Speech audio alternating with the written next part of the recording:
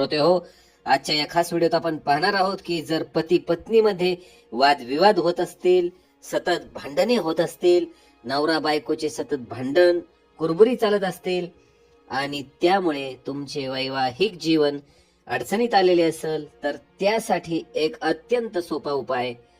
श्रोते हो, तुम्ही कदाचित अनेक उपाय यापूर्वीही केलेले असतील, मात्र हा जो उपाय मी तुम्हाला इथे सांगणार आहे तो सिद्ध असा उपाय आहे.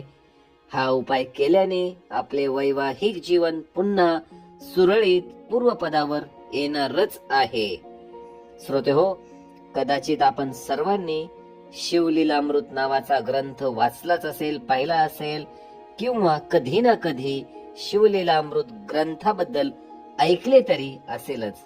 हो श्रोते हो, या ग्रंथाचा महिमा फार मोठा आहे.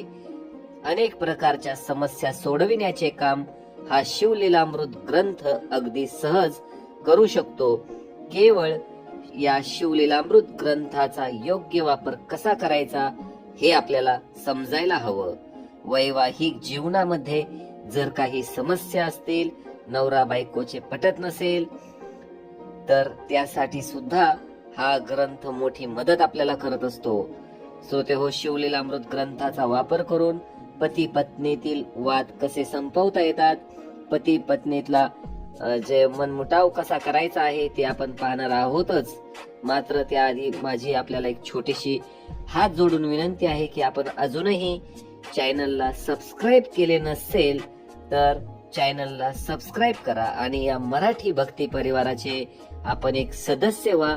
श्रोते हो, येणाऱ्या दिवसांमध्ये भरपूर हजारो व्हिडिओज आपल्या चॅनलवर येणार आहेत.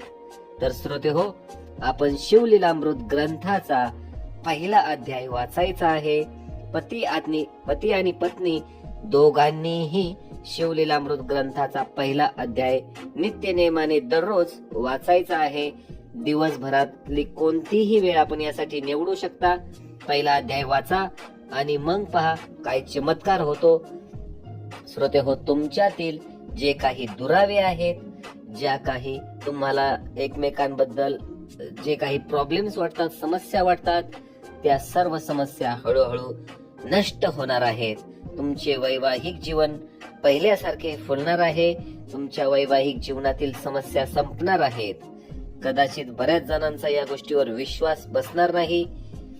श्रोते हो, विश्वास ठेवा. शिवलीलामृत ग्रंथाची ताकद तुम्हाला माहित नाही. शिवलीलामृत ग्रंथ हा अमृताहूनही श्रेष्ठ आहे असे शास्त्रांमध्ये सांगण्यात आलेले आहे.